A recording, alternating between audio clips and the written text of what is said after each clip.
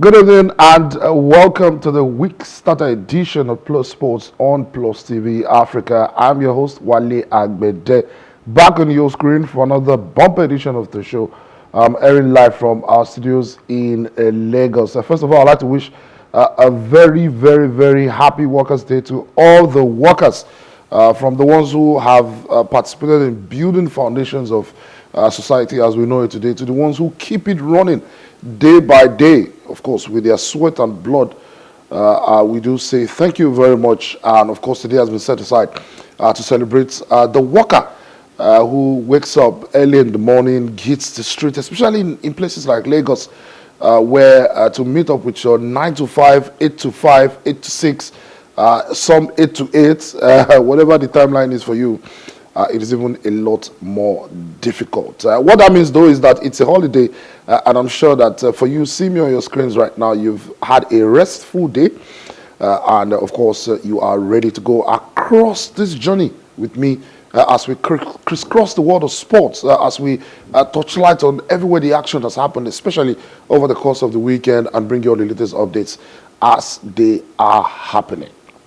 We're going to be starting on the home front. Yesterday in Abuja, we saw the maiden edition of the Abuja Marathon, and it was Emmanuel Naibet from Kenya and Bahrain's Ruth Jebet who made history when they became the first winners in the men's and women's categories, respectively, of the Maiden Abuja International Marathon.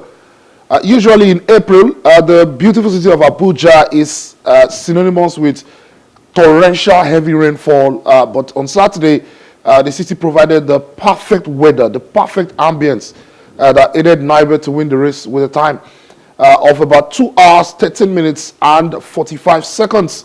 The winning time is the best ever recorded in any first edition of marathon races in Nigeria.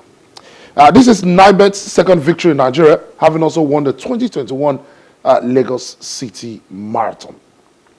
Finishing in second place was Bernard Sang at 2 hours, 13 minutes and 49 seconds, while Ezekiel Kosh ensured it was a complete sweep for Kenya in the men's category with a time of 2 hours, 13 minutes and 51 seconds. The East African country, of course, absolutely dominating long-distance running for a few decades now. In the women's category, Jebet stole the show with a time of 2 hours, 36 minutes and 8 seconds, while Kenya's Mercy Kwambai was second with a time of 2 hours, 38 minutes and 17 seconds. And Dida Negasa from Ethiopia, the other country that also does well in long-distance running. You remember Hel Gebre Selassie. She finished with 2 hours, 40 minutes to settle for third spot.